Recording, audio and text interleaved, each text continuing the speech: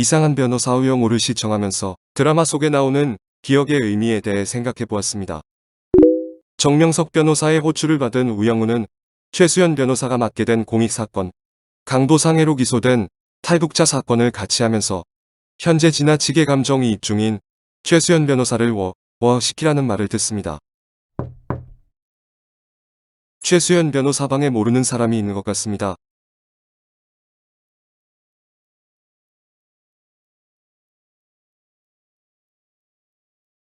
누구 오세요?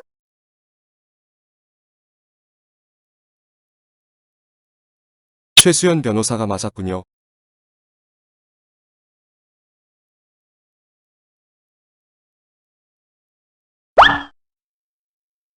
최수연 변호사는 옷을 갈아입고 우영우와 함께 구치소로 가서 피고인 계양심을 접견합니다.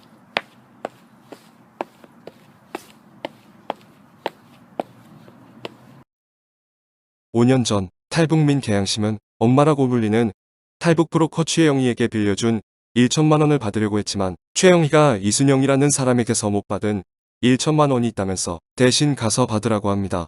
계양심은 동료 탈북인 김정희에게 500만 원을 주기로 하고 해가 저문 후 함께 이순영의 집에 침입해서 거울 등 물건 일부를 파손하는 위협 행위를 하고 돈을 내놓으라고 소리칩니다. 이순영과의 몸싸움으로 인한 소란으로 1층에 거주하는 집주인이 경찰에 신고하여 계양심과 김정희는 현장에서 체포되었습니다. 그런데 국민참여재판일을 앞두고 계양심은 도주를 해서 김정희만 국민참여재판 판결대로 징역 4년을 선고받고 만기 출소했고 계양심은 도주 후 5년 만에 경찰서를 찾아와 자수를 해서 국민참여재판이 열릴 예정에 있습니다. 우영우는 계양심을 접견 후 계양심이 5년 전 도주했던 것은 어린 딸 때문이었음을 알고 집행유예를 받아내기로 결심합니다. 우영우와 최수연 변호사는 집행유예를 희망하지만 현실은 녹록지 않습니다. 강도상해 죄는 최소 징역 7년인데 판사 재량으로 감경할 수 있는 부분은 유기징역일 경우 형량의 절반인 3년 6개월이어서 집행유예를 받기 위한 최소 형량 3년을 초과하게 됩니다. 판사 재량인 장량 감경뿐 아니라 법률상의 감경 사유까지 찾지 않으면 집행유예가 어려울 수 있는 상황인 것이죠. 우영우와 최수연 변호사는 계양심의 진술에 비해 증거 사진 속의 상해 정도가 너무 심하다는 것을 알고 현장을 방문합니다. 방문 당일 남편이 이순영을 폭행하는 장면을 목격하고 5년 전에도 사건 전에 남편이 상습적인 폭행이 있었다는 사실을 알아냅니다.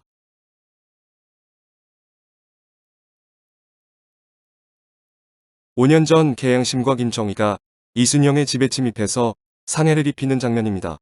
김정희가 돈을 찾으려고 방 안으로 들어가려 하자 이순영이 달려와 김정희를 잡아 끌고 계양심은 그런 이순영을 말리기 위해 뒤에서 끌어당기다 손을 놓치면서 세 사람은 모두 바닥 위로 넘어진다. 이순영이 김정희와 몸싸움을 하면서 김정희의 머리끄덩이를 잡자 계양심이 달려와 이순영의 머리채를 잡아당기고 손바닥으로 이순영의 등짝을 여러 번 가격한다. 준비한 변론 자료를 가지고 재판에 참석한 우영우와 황수연 변호사는 상해 진단서에 의문이 있음과 계양심이 한국 사회의 법에 적응하기 어려웠다는 것을 항변하면서 변론을 마쳤지만 재판 결과는 알 수 없는 상태였습니다. 변론이 종결되고 배심원이 평이 들어갔지만 우영우는 새로운 주장을 위해 변론 제기를 요청하겠다며 담당 판사실을 향해 갑니다. 최수연 변호사가 아빠인 최보현 부장판사의 심부름을 왔다는 핑계를 대고 방문증을 받아냈고 담당 판사실로 직행한 우영우는 피고인이 돈을 받아내지 못했기 때문에 강도상해 미수를 적용해서 피고인에게 유리한 처벌을 해야 함을 주장합니다. 그렇지만 강도상해 미수는 피해자에게 상해를 입혔는지 여부가 관건이므로 돈을 빼앗지 않았다고 해도 피해자에게 상해를 입혔다면 강도상해 미수가 아닌 강도상해죄에 해당됩니다. 우영우가 마지막 카드를 사용합니다.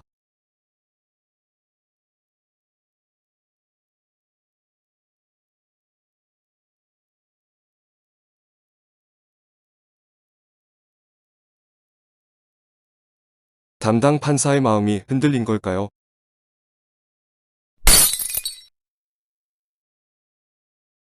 판결 선고일 배심원단의 판결이 발표되고 계양심이 판사의 실형 선고를 각오하던 순간 반전이 일어납니다. 피고인이 한국 사회에 익숙하지 않고 초범인 점, 처벌을 받을 목적으로 자수한 점을 특별 양형인자로 참작하여 징역 1년 9월에 집행유예 3년을 선고한 것입니다.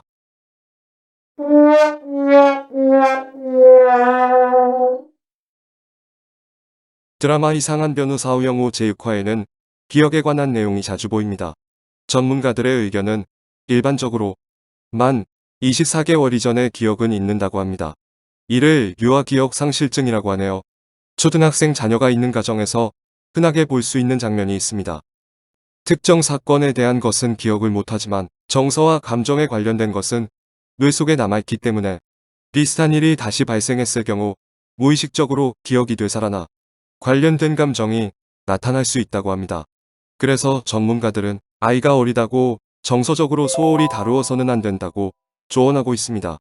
교도소에서 자란 아이에게 그림을 그리라고 했더니 도화지 전면을 회색으로 가득 채우는 경우가 있었다고 합니다. 인터넷 지식인에 올라왔었던 어느 네티즌의 질문 내용과 답변을 소개하겠습니다. 저는 2000년 7월생입니다. 전 유년 시절에 조부모님과 같이 지냈던 기억밖에 없는데 언니가 저보고 너도 엄마랑 살았던 적이 있다고 해서요. 제가 교도소에서 태어났다고 합니다. 아마 엄마가 만삭 즈음에 형을 받고 수감된 걸로 알고 있는데 수감 중에 출산이 임박하면 밖에 있는 산부인과에서 지내는 건가요? 아니면 교도소에 따로 조산사분들이 오는 건가요? 그리고 아이를 교도소에서 키울 수 있나요? 뭔가 저 어렸을 때 엄마랑 지냈던 적이 있다고 하니까 관련 법들을 알면 제가 얼마 정도 엄마랑 있었는지 알 수 있지 않을까 해서 질문드립니다. 2000년 7월 기준 법으로 알려주세요.